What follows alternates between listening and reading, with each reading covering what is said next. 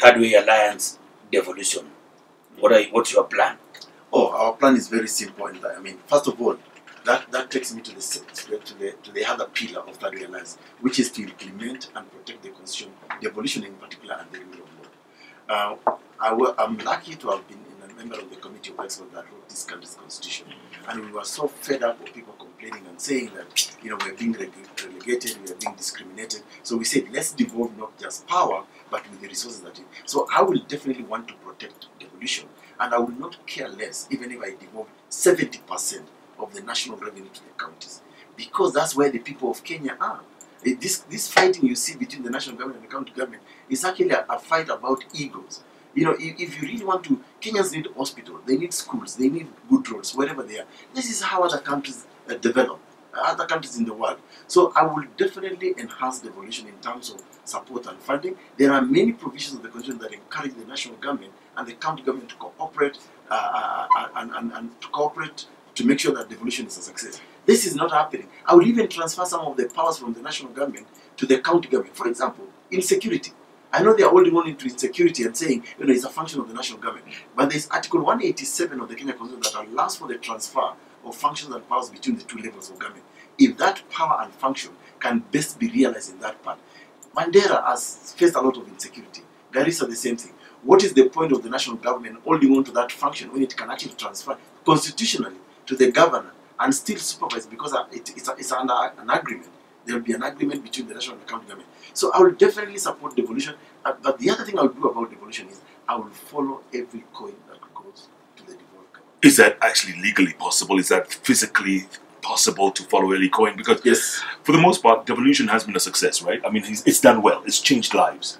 But the amount of corruption at that level. The best way to follow every coin is to the Auditor General report.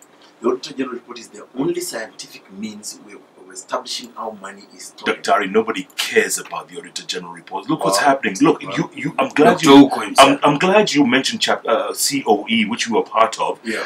Because chapter 6, leadership and integrity. Yes. And we had an NGO council had red carded 20.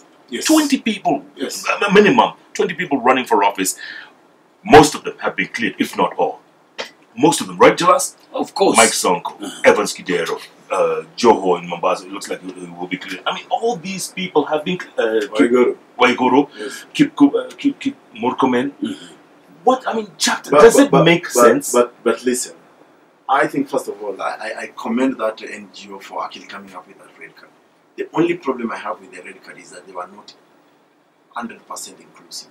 Because for me, they should have started with William Ruto and Uhuru Kenyatta. Those people have a blemish based on the ICC process. Up until now, it's not resolved, and they were never really acquitted. So if you really wanted to be honest about red carding everybody, start from the top. Start from the top and then go to the opposition. If you look at the so-called opposition brigade, I mean, all of them, I mean, they have got one scandal or the other on their shoulder. So really, and that's why Kenya is begging for freshness, for fresh leadership.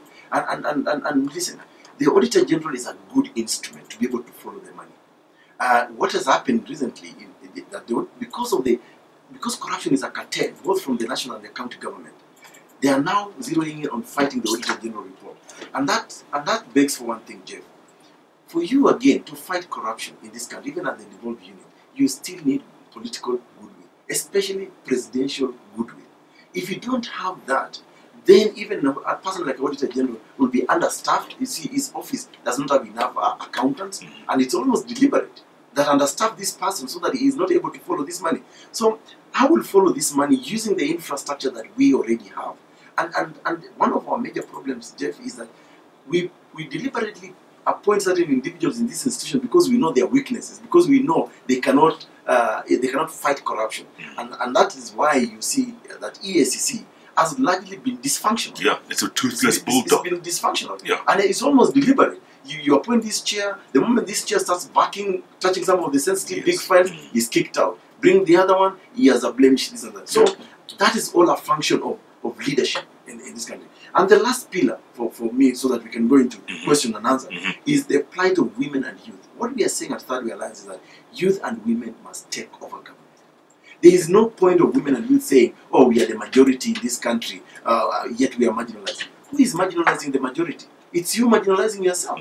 And the reason this is that women and youth in this country have remained for the longest time as political flower girls of these big rallies. They are the ones who decorate the rallies. And yet really, 60% of all the voters in Kenya today are below the ages of 35. Which means really they can form a government of their own if they want, or they can support a presidential candidate or a government that speaks to their issues.